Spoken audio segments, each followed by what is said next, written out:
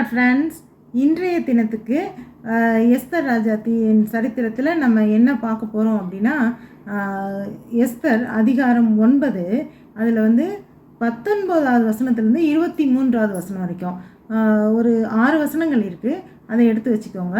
அதில் வந்து என்ன சொல்லியிருக்காங்க அப்படின்னா, இந்த அலங்கம் இல்லாத ஊர்கள், அதாவது சின்ன சின்ன கிராமங்கள், இந்த சூசானை தாண்டி வெளியே உள்ள சின்ன கிராமங்கள், அவங்கெல்லாம் வந்து ஒரே நாள்லேயே அதை முடிச்சிட்டாங்க. ஸோ 13ஆம் தேதியே அவங்க வந்து அங்கே இருந்த சத்துருக்களை அழிச்சிட்டாங்க.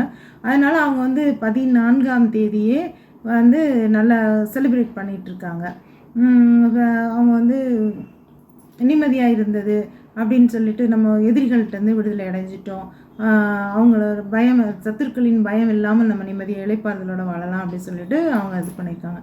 அப்போ வந்து இவர் மொர்தெகாய் வந்து என்ன செய்கிறாரு, அவர் வந்து நாட்டுக்கு ராஜாவுக்கு அடுத்த பொசிஷனில் உள்ளவர் இல்லையா, அதனால் அவர் ஒரு தீர்மானம் கொண்டு வர்றாரு. என்ன அப்படின்னா, சகல, அதாவது அகாஸ்வேரு ராஜாவோட சகல நாடுகள்லையும், அதை அவர் ஆட்சி செய்கிற 127 கண்ட்ரி, அத்தனை நாடுகள்லையும் என்ன செய்யலாம் அப்படின்னா, இந்த இந்த 13, 14, 15 2 தேதியிலையும் என்ன செய்யலாம், நீங்கள் வந்து பண்டிகை மாதிரி கொண்டாடுங்க. நீங்கள் இதை வந்து உங்களை சத்துருக்களிலிருந்து விடுதலை அடைய தேவன் அளித்த ஒரு சிறந்த நாட்களாக குறித்து, அந்த நேரத்தில் வந்து நீங்கள் வந்து எப்படிலாம் செலிப்ரேட் பண்ணணுமோ பண்ணிக்கோங்க. உங்களுக்கு வந்து ஃப்ரெண்ட்ஸுக்கு கிஃப்ட் கொடுக்க போகிறீங்களா, கொடுங்க.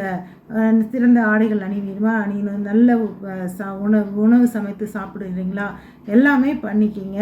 அந்த 13வது ஒவ்வொரு மாதமும் ஒவ்வொரு வருஷமும் ஆதார் மாதன்றது அந்த 12வது மாதத்தில் 14, 15 2 தேதியிலையும் நீங்கள் வந்து சந்தோஷமாக திருவிழா மாதிரி கொண்டாடிக்கலாம் அப்படின்னு சொல்லி ஒரு தீர்மானம் எல்லா நாடுகளுக்கும் சொல்கிறாரு.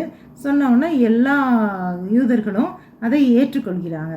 இதுதாங்க அந்த 6 வசனங்களில் குறிப்பிடப்பட்டிருக்கு. மீண்டும் நாளை சந்திப்போம். அல்லேலூயா.